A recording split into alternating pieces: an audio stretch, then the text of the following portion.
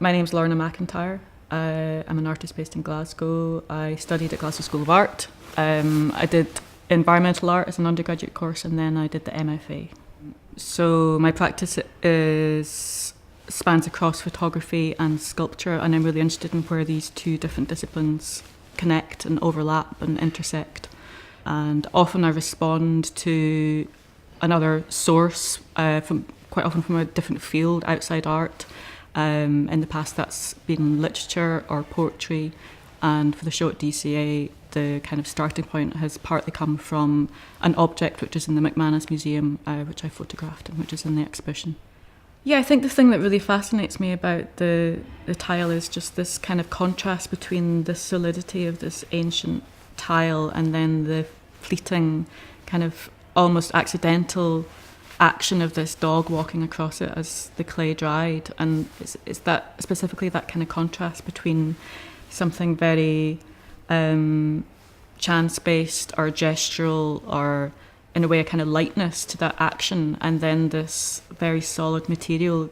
I work with photography, but I'm interested in photography also as material in itself, as the kind of physicality of it, and that dynamic between the materials that are represented within an image, but also the material of the photograph itself, the way it's framed, the way it's presented, and this kind of meeting place between what's inside the work and what's outside the work feels really important to me. So in some of the works here I've used silk as, for the first time actually, as a way of showing photographs, and these are toned in different solutions. They're toned in different drinks.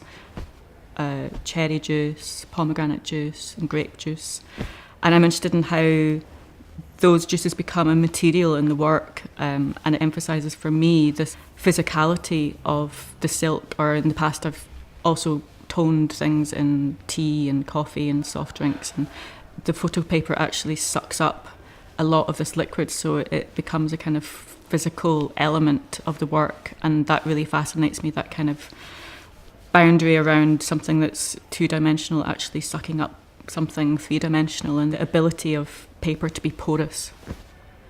With the work for DCA, I've been trying to play a lot with how the materials overlap between one work and the next. So there's the photographs on silk, but then the offcuts of those I've used to make cyanotype prints.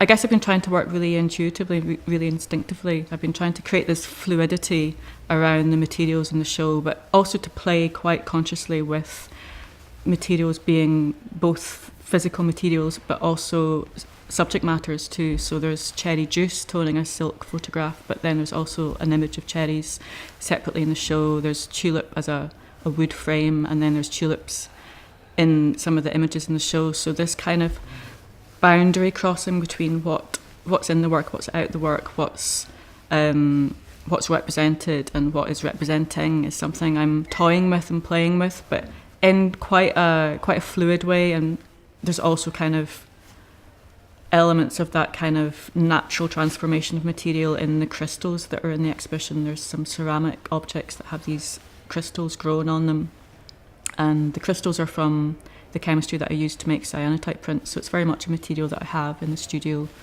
and they grow over time and they become a kind of a record of the conditions during that time. So some of the crystals are really dense and spiky, and that's from the heat wave this summer, and then there's other ones that were grown later in the year and they're bluer and softer. And I really like that way that materials can trap time and form a record of the process, or the kind of the conditions of their making.